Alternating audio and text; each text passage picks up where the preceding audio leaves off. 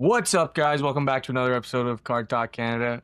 Coleman, it's been a while. How are you doing? I'm doing good, Adrian. It has been a while. You know what? We were both had busy months, and you know what? We got a lot to recap. We got a lot to kind of talk about. I know we got so much going on and a lot to look forward to in 2026. Yeah, it was a busy month. I was away for work.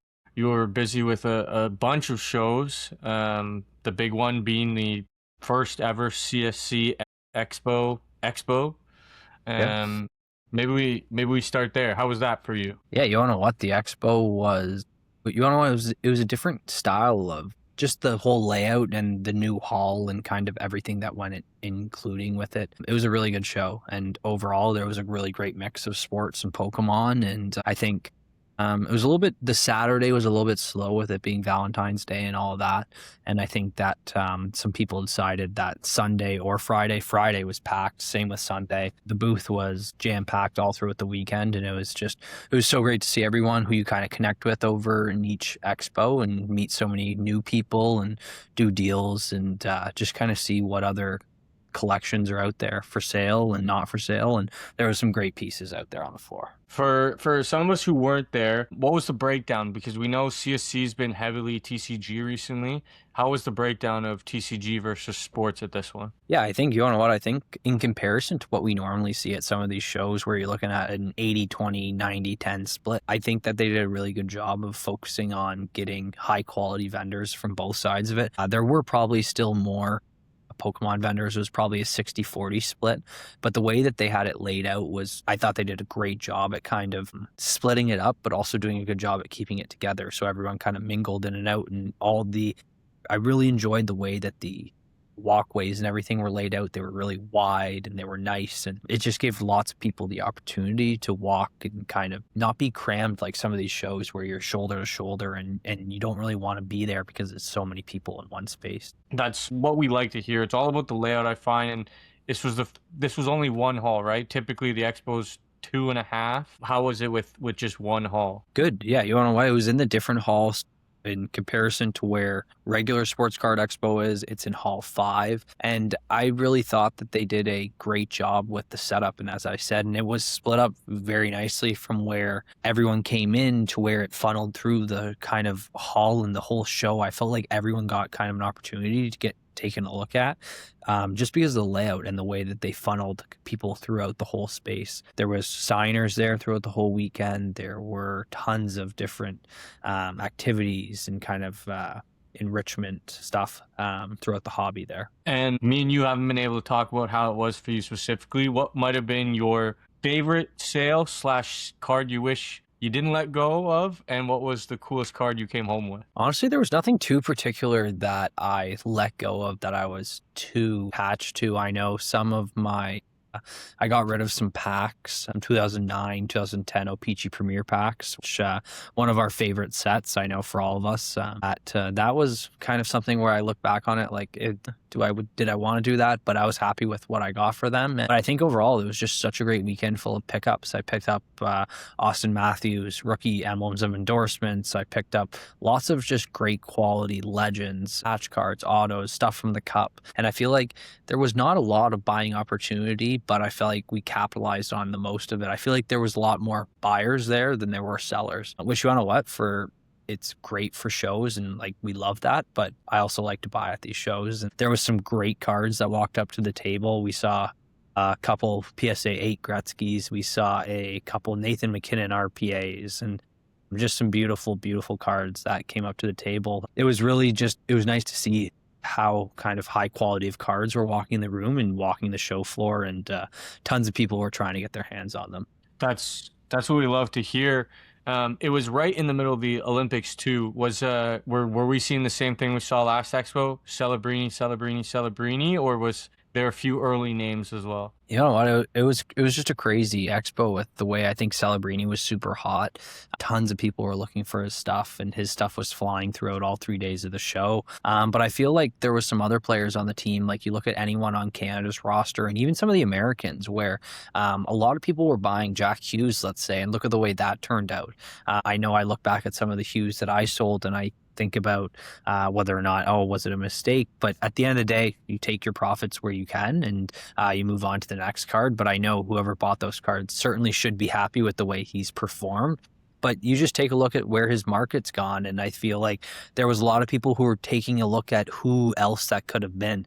And I know there were definitely people looking for Hellebuck, for Binnington, for kind of the oddball guys who, if they have that one game and they have a great standout, their market just absolutely goes nuts. And you look at the way that some of these players like Hellebuck, where his market's gone and where it was before. And he was one of those lost kind of hobby players who he's up in Winnipeg. He's an American. He really hasn't done anything that impactful in the playoffs or in any big tournaments. And I feel like this tournament he shined and he really put himself on the map in terms of the hobby. And I think that people are starting to notice and people are really putting their money into it now. Well, yeah, I feel like with how short the tournament was and how the format is and how tight the teams were, it's very hard. It's very hard to predict who's going to be that golden player, who's going to be that MVP. And like everyone talks about how Connor got the MVP, but it's definitely supposed to be Hellebuck with how he performed the whole year, and through that whole tournament. Sorry, and the other hype is on Jack Hughes getting that golden moment. You know, I've seen some jokes of, oh, find his tooth, put it in a 1-of-1 card, like that would be the thing. But I struggle to see if we will see that Olympic spike we saw on Jack's cards stick. It's slowly trimming off on his young gun 10s. They're starting to come back down, but I think a lot of people are going to try and ask for that golden tax on his high end, and I don't think there's that many buyers that are prepared to pay that golden tax, and they're going to wait for him to come back down to where his market was prior to the golden.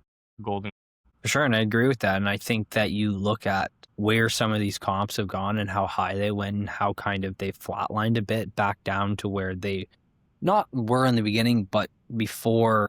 They've had an increase, but they've definitely come down. And I feel like a lot of the people who were looking for those cards when that happened, they got them now, and now the price is going to settle a bit. But who knows in the long run if Jack Hughes continues to perform well, New Jersey gets better overall, and maybe you never know, his market gets back hot again. But it's true, you see the amount of high end of a certain player when his market's hot pop out. It's really crazy to see inside of a market, and you kind of see how buyers and sellers are thinking and who's kind of thinking, okay, now is a great time to buy because he's going to be hot and move him, or who's thinking, now we are selling, we're blowing it all out, get it out of here. I think it's you're able to analyze the market in that way and see who the buyers and who the sellers are. And sometimes I feel like that can be a true telltale of where the market's going to go. If you can see some key people and some dealers and stuff who are picking up these cards and noticing that they're paying strong or whatnot, it may be a telltale sign that they think the market still's got room to grow, or the comp hasn't came to where it should be. And I think that's also something that a lot of people can utilize and really bring into the space and use it to their advantage, really. Yeah, I think we've definitely seen a lot of that trending where there's some guys that we know who are vendors that buy specifically certain players and they play real strong because they believe that the market has room to grow.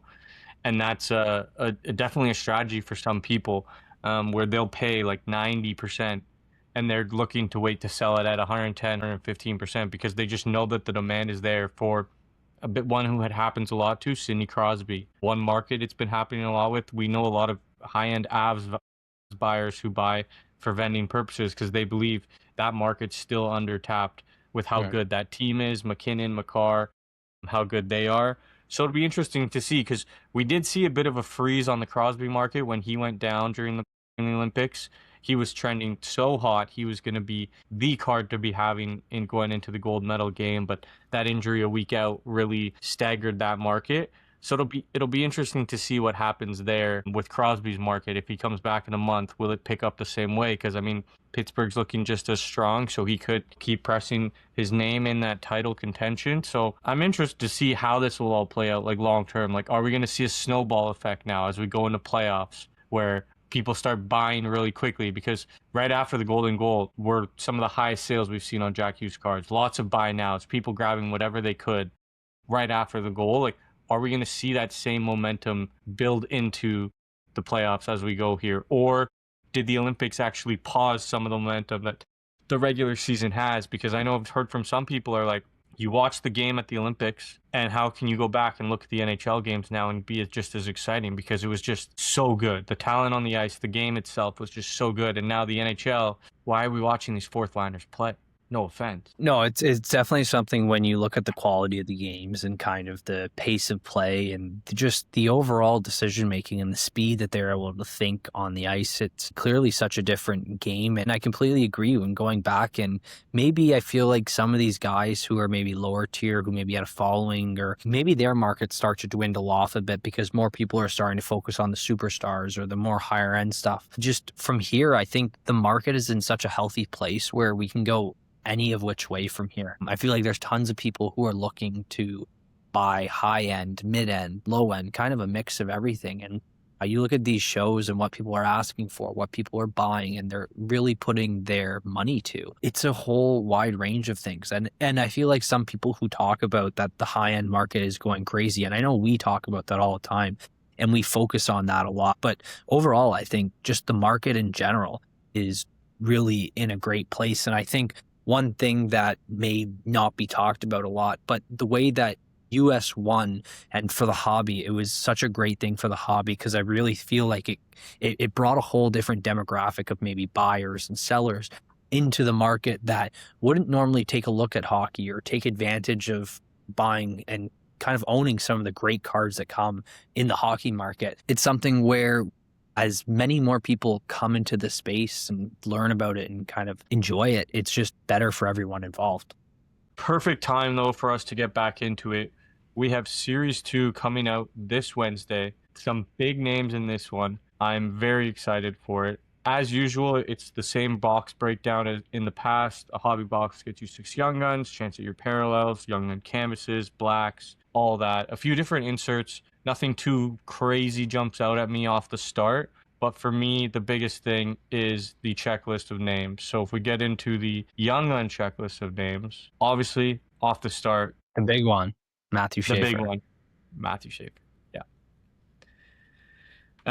There is a quite a good B tier selection of players. You know, Yurov's pretty good. Kindell's pretty good. Brady Martin was a first round pick. Nikishian, Cowan, Isaac Howard. There was a few more. Sam Dickinson is a big one.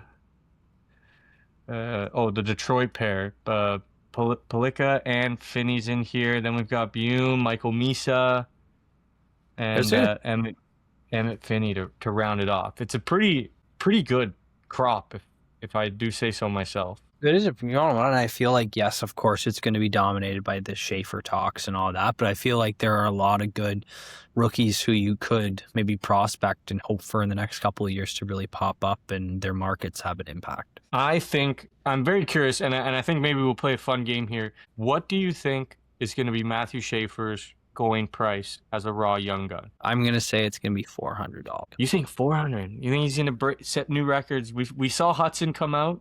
We saw Demidov. I think Schaefer's better than both of them. That's going to be an interesting one. I was going to say closer to 300. I think he was going to, the first sale's 350, and then he comes down and sits at 300. But I think a lot of it will come down to the pull rate. How many are getting pulled? How many are getting posted? It might surprise you. You take a look at where Celebrini is, and in him in comparison to Makar, McKinnon, you could go name a name to many players. You never know. These new prospects, they get so much hype, and people just want their card. What do you think a high gloss goes for? Release day, Schaefer. Oh, if a high gloss is pulled on release day, Matthew Schaefer, I think we're looking at $20,000. Like, I don't know if you saw the Macklin Celebrini outburst out of 25 sale that I think finished on Thursday. I think that was above 12,000. So I think the hype is there around Schaefer. Statistically, he's putting up the numbers to do it. He's almost locked in to have 49 points or more this season, which is crazy for a rookie defenseman in the league. But who do you think will be the second highest or second most expensive card coming out of this series? I think it could come down to, and you can pick from this list of 4, but I think Easton Cowan, I think Zeev Bume, Michael Misa, and I think Sandin Pelika. Those are my 4 that I think are in that next category. I'm going to say just because of the Toronto Maple Leafs tax, it might be Easton Cowan. Even though I don't think he is the best player out of that bunch or the best kind of contributor to their team, I do think that overall his market is going to have probably a lot of hype and a lot of interest in it as their release day comes. But all those players that you named, they've been having such great seasons, and I feel like there's going to be a demand and a market for each and every single one of them. And I feel like release day, you never know where some of these prices could go. All it takes is one person who wants the card or is willing to pay whatever to be the first. And there could be crazy high sales, and we could see wild markets that we would never expect. I think all 4 of them would fall into that like $60 to $40 range come release day, kind of where Michikov actually started a little higher. Michikov was like at $100 on release day, and now he's down to $40. But I think they are like slightly in a tier behind Michikov. I think they're in that like Snuggerud tier, which Snuggerud on release day was $60. Then he sat at 40, and I think that's where we're probably expecting these to come out. It'll be fun to chat with you later this week once we have some sales to compare to see how good we were with our accuracy here. But those would be the top guys I think that most people will be chasing, and I actually think there's a lot of room for prospecting with this pool. Like this might be a one where you want to complete the set of young guns, get all 50, hold on to those and see what they are worth in 3-4 years from now. Sure, and I think that's such a great thing about like diversification and not just focusing on one guy and having a broad spectrum of players in your portfolio, if you call it that, or in your collection. But I feel like if you're really someone who likes to prospect, you take a look at this pool and everyone and kind of their styles. And there's so many players who you could look at and say, I could see him being a great NHLer, or I could see him really performing in such a way to help their team. And I think that's something where there's so many different avenues of opportunity with this kind of class. And I feel like we're going to see a lot of people the market's going to decide where everyone's going to land. But I feel like long term, a lot of these players have growth to really move up. I do think there's tons of growth. One thing that I don't even think I factored in here is that also on Friday, we have the trade deadline. And some of these guys we're seeing on the trade board, like Isaac Howard from the Edmonton Oilers, he's being rumored to be floated around as a possible prospect that they're using to upgrade their team. Do we see Brady Martin move from Nashville? Like there's so much that could happen this week, from all these cards getting released to guys getting traded. Like it's going to be such a busy week for the NHL. Okay. What was the other thing I had on my list here? I think that was it. CSC Expo pre-Series 2. Yeah, that's it. Nice, quick episode. Did you think I was frozen? Will you be ripping a box on Wednesday, or you gonna look to pick up a few singles? I am going to be looking up to pick up a few singles. Really, one who I like, the guy who you can pronounce, is Yves Bouillon. So you say it, Bouillon.